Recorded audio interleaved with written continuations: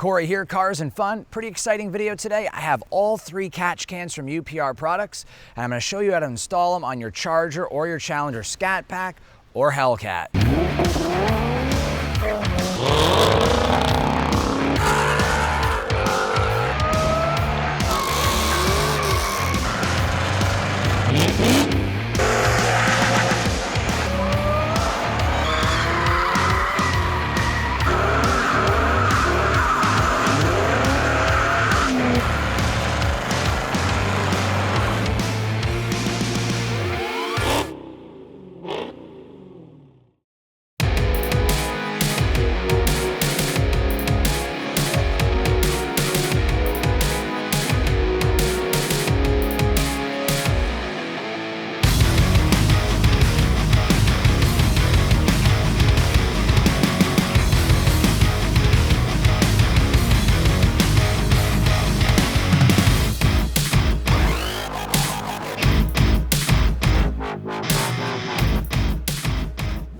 Now, before we begin, I just want to give a big thanks over to Evan at UPR Products, as well as the owner of UPR. He has sent me all 3 catch cans, and I've used their suspension components on my Mustang before. UPR are top quality. They really are. The hoses on the UPR catch can are made by Continental, and they are pretty much the highest quality hoses I've ever seen. And the satin cans themselves are fantastic machined aluminum, and they are beautiful.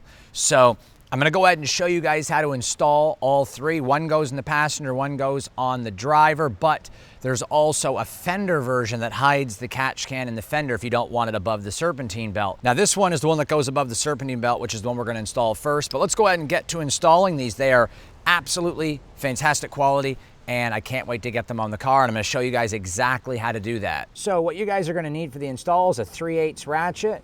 You're also going to need a long extension and a short extension, especially for the driver's side catch can install. If you're not installing the driver's side, you most likely won't need the long extension. 13mm wrench to help you out get that bolt off the tensioner if you're putting the one above the serpentine belt.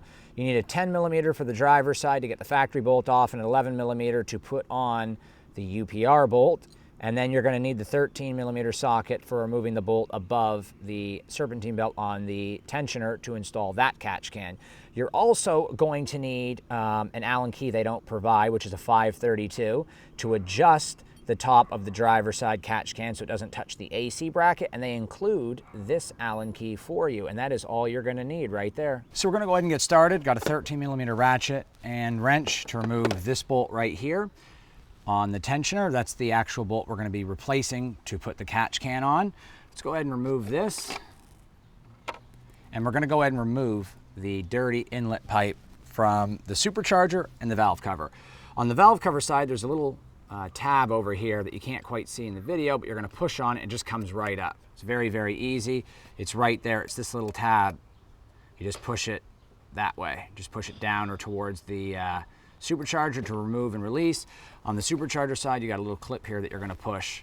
You can see it right down there. You're just going to push that in and pull away from the supercharger, and that removes the dirty pipe. Now you can see the dirty oil coming out of the supercharger inlet here, and it's definitely the dirty side. Good thing we're replacing it. Even on the valve cover, there's oil everywhere. Now let's go ahead and remove this bolt. Now you can see the bolt next to the factory bolt. We have the factory bolt on the right, and we have the UPR supply bolt on the left. It's a little longer to compensate for the thickness of the bracket. So the bracket actually comes attached to the catch can. You're just going to remove it like this and take the catch can and put it aside for a second. And you're going to mount the bracket just like this. So we're going to get the bolt from UPR, and we're going to slide it in to the bracket. Careful not to drop this in the engine bay. We're going to thread it through the bracket into the tensioner slot where we took the original bolt out of. And we're going to just finger tighten this as much as we can. Make it easier than putting a ratchet in there. So I got a little extension here, so this way I could reach. I don't want to get in the way and touch the belt with the ratchet. So we got it here. I'm not going to torque it down all the way. First I'm going to get the catch can installed. Going to remove the pipes by pushing in on the clip right here. This way we can install the catch can, then we'll install the pipes. You push this clip right here as well. We're going to go ahead and install the catch can right here, and we're going to get our quick release threaded in gently, make sure it's straight. We're going to go ahead and lock this in.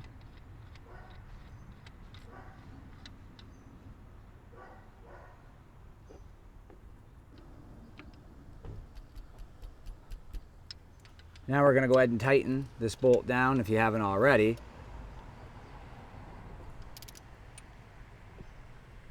Bracket is on. The longer hose is actually going to go into the supercharger, which is the one with the yellow clip. We're going to push that through here.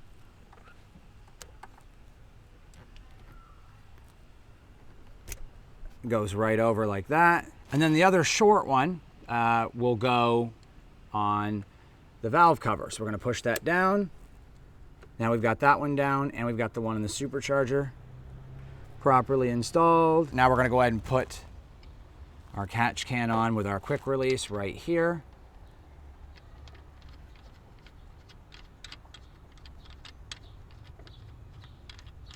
Make sure it's snug, make sure your can is turned on the bottom right down here. There's a little grip, just make sure everything's nice and tight. We're going to go ahead and connect this pipe to the catch can.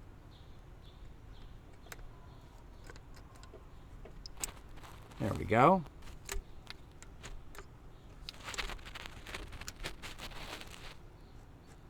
So I actually moved the hose above the harness. This way it'd have a little bit more room, but I don't think it really matters. We're going to install the other hose. There is going to be a little bit of tension on it once you snap them both in, but just kind of push towards the valve cover, get the hoses to flex a little bit, and then lock it in with the quick release over here. Tighten it good, and we're good to go. Catch can is now installed. So let's go ahead and move along to the driver side. Now, to install the driver one, I'm actually going to get an up-close look. You're going to need to access this bolt right down here, right by the strut tower. So you're going to need to access that bolt. That's where we're going to be installing the catch can, and it's going to replace this line right here. We're going to start by removing this cover, which we're going to do right now. So you'll see this is the line right here that we're replacing. One line's going to come back and the other line's going to go back up to the intake. So let's go ahead and get started with that. So we're going to start by removing this 10 millimeter. They've already given us the Allen key that we're going to need to adjust the top of the actual catch can. So we're now removing the nut from the bracket on the AC line.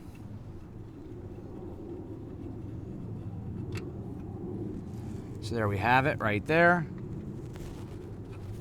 Now we're going to attach the catch can. They've included an Allen key so you can adjust the top and rotate it to get it around the AC lines. Make the install much easier.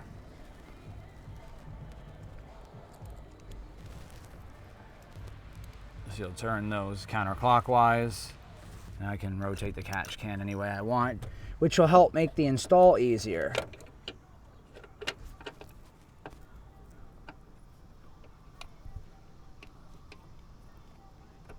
Now I recommend getting an Allen key and turning this top screw. This way you could at least move it a little bit better. And we're going to take the supplied nut and we're going to put it down here after we've inserted the catch can over top of the factory AC bracket line, and we're going to put it over top of that stud that the bracket's connected to. A little tricky to get in here. Just thread it on with your fingers. You can't really see it, but now I have it on there. So we're going to hold this coolant line out of the way, and it's actually an 11 millimeter from UPR. It's not a 10 millimeter like the factory nut is. So just make sure you have your 11 millimeter handy. And we're going to tighten this 11 millimeter.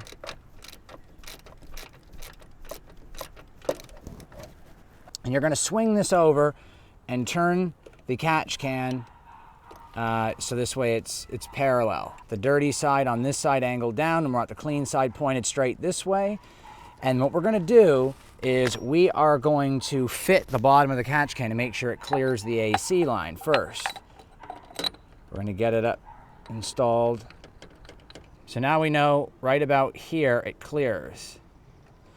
So we're gonna rotate it again.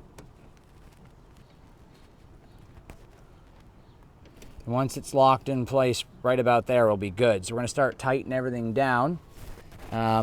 You may have to pull back on your AC lines just a little bit to get them out of the way. You could just kind of move it a little bit like that, and this way it'll clear. It's not very hard to do that. So next we're gonna grab our lines, but first we're gonna disconnect this line from the air intake. So we're gonna unplug this sensor right here. If you have an LMI like I do, it's not listed on their website, but they only list the B-Woody, but it will work with the LMI. We're gonna go ahead and might be easier to remove from the valve cover first with the LMI intake. Once you pull up right here, just wiggle it to clear.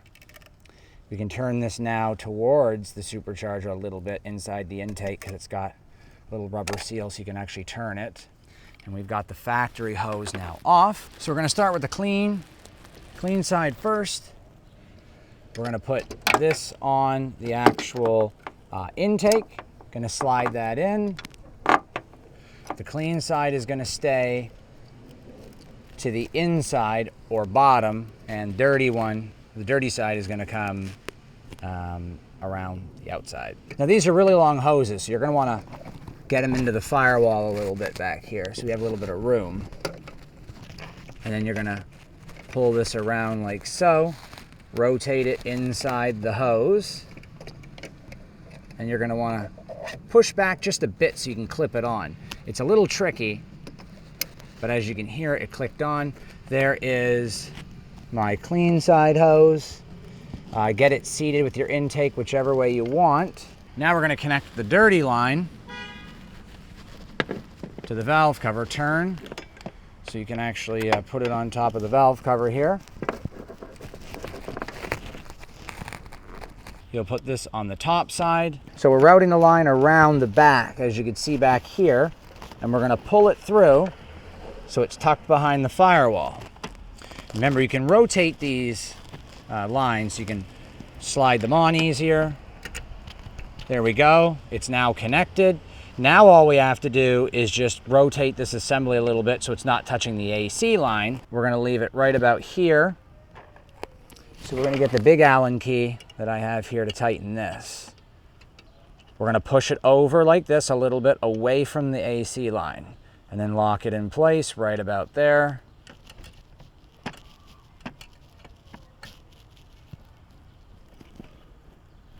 There we go.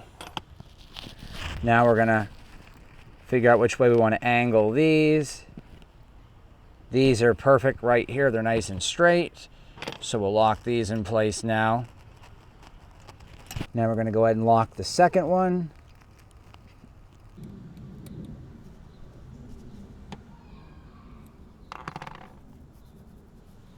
So now we're going to go ahead and put the cover back right over top. Remember, clean line goes on the bottom, dirty line on the top, just like I have it. So to make this job easier, remove the oil cap. And that'll allow you to get the cover on a lot easier since you have a lot less room to work with. There you go. And then you're gonna go ahead and plug your harness back in. And this is specific for LMI that you're gonna wanna angle it. Right here, you're gonna wanna kinda angle it down a little bit. Make it easy so there's no stress. See, I got a little bit of play here. Now we have a full catch can setup. Put your factory AC bracket nut in the actual bag, or little pouch, I should say, with the Allen key that they gave you. This way it's all locked up and safekeeping. Now it's time to show you how to install the Fender Mount catch can, if that's the one that you wanted, versus having the one above the serpentine belt. So you're gonna wanna counterclockwise and remove this quick release. Be sure not to lose the washer. This mounts directly to the fender. Now, it actually says to remove this cable from the clips and pull the push clips out in order to route the hoses, but I'm gonna actually just route them underneath, and we're gonna go ahead and save us the time from having to do that. And this way we don't gotta mess with this wire. So let's go ahead and grab the hoses. Now you have two hoses. One is a little shorter than the other. The one with the completely 90-degree angle, this one right here, goes to the valve cover. So I'm gonna show you how to do that. Now I just removed the catch can above the serpentine belt so I can show you how to install the fender mount. You're gonna take this 90-degree angle hose, and it's the one that's going on the valve cover, and you're gonna place it just underneath here by the valve cover, and you're gonna put your arm back here to pull it underneath the fuse cover. And there we have it. And this is going to go onto the valve cover. And we're gonna organize that a little bit better in a second, but that's just basically how you're gonna route that hose. If you look very carefully, it should be in front of the dipstick, kind of by the tensioner, in between the red power line that goes to the fuse box, and you're gonna snap this down right here on the valve cover, just like that. You're gonna take the straight hose and you're gonna shove it right alongside the other hose so it feeds right on top of it. So now you're gonna start off with this tab, but I am not going to, mount it too tightly, as I don't want to ruin the paint over here. You gotta get a rubber grommet or a rubber washer. So you're gonna go ahead and thread the screw through this side, or just place it through, and you're gonna take the bracket with the angle pointing outward, and you're just gonna thread it on to this arm bracket. And it's gonna look just like that.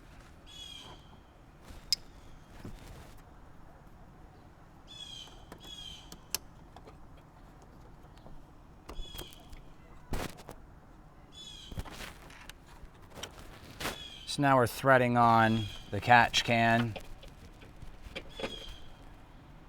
Make sure to put the washer on, not to lose it, and then use the knob to tighten it down.